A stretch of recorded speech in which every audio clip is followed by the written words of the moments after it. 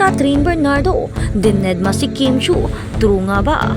Kung bago ka lang sa channel na ito, huwag kalimutang mag-like, share, comment, and subscribe.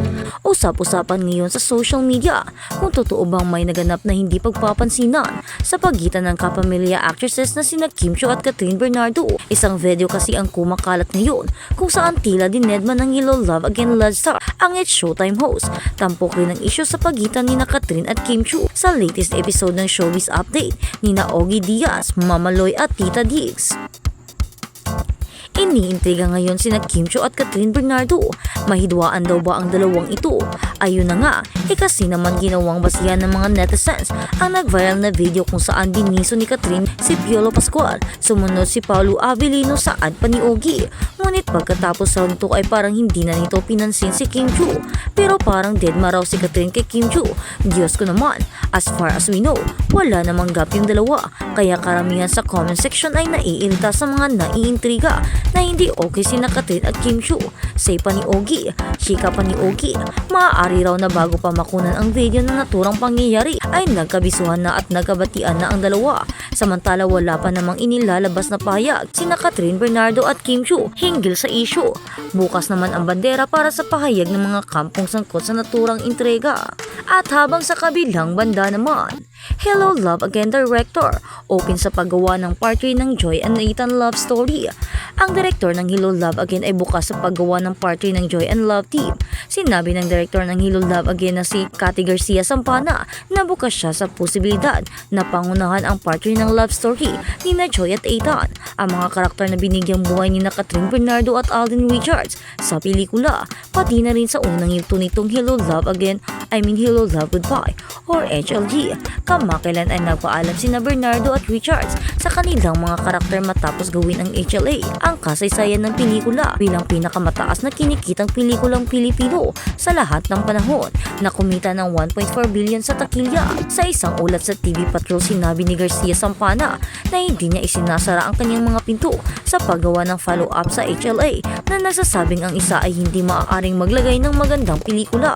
Sinabi ng filmmaker na nagpapatuloy ang buhay at ito ay magbibigay ng mga bagong hamon na maglalagay ng karakter sa pagsubok na maaari ning ilapat sa kaso ni na Joy at Ethan. Ang artikulo ay nagpapatuloy pagkatapos ng patalastas na ito. Hindi kami tumitigil sa pagharap sa mga bagong problema at mga bagay na maglalagay sa iyong pagkataos at pagsubok. Kahit natuto na tayo, may dadating na i-challenge uli ang natutunan mo. Hanggat buhay si Joy at Ethan, you can make a story out of them, she said.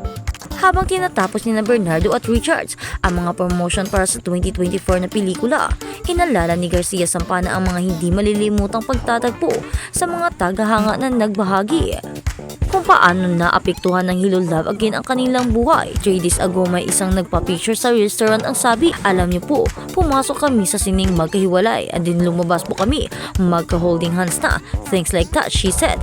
Meron siyang iniiwan sa akin at ito yung comments na nagpapatuloy sa aking gawin ang trabaho ko ay pagpatuloy ang vision ng Star Cinema na magpasaya, Garcia Sampana further added. At habang sa kabilang balita naman, Dominic Roque Sora Ramirez matagal nang mag-on, binuking ni Ogie. Matagal na nga bang may namamagitan sa aktres na si Sora Ramirez at kapwa-aktor na si Dominic Roque? Kung ang tatawagin raw kasi ang showbiz insider at talent manager na si Ogie Diaz, noon pa man ay may something na sa dalawa.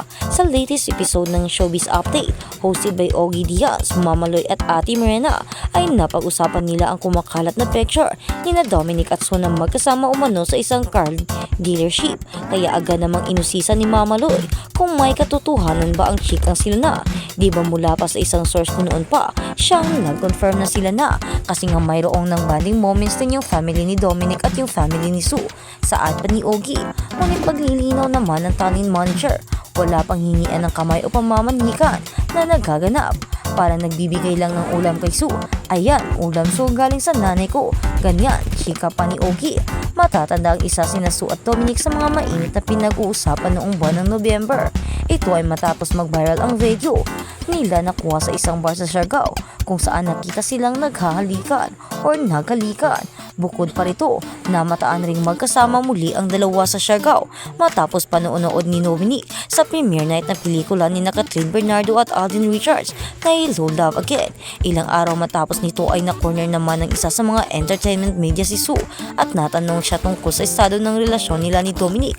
Ang tanging sagot lang noon ng dalaga ay masaya sila at ini-enjoy ang company ng isa't isa. At sabang sa kabilang banda naman, Jose Manalo, Mergin Maranan, now officially husband and wife. Ikinasal na ang Itbulaga host na si Jose Manalo, 58 sa kanyang longtime partner na si Mergin Maranan, 37. Naganap ang pag-iisang dibdib ng dalawa sa isang beach resort sa Boracay ngayong Martes, December 17, 2024. Ayon sa video at litratong ipinost ng ilan sa kanilang mga bisita.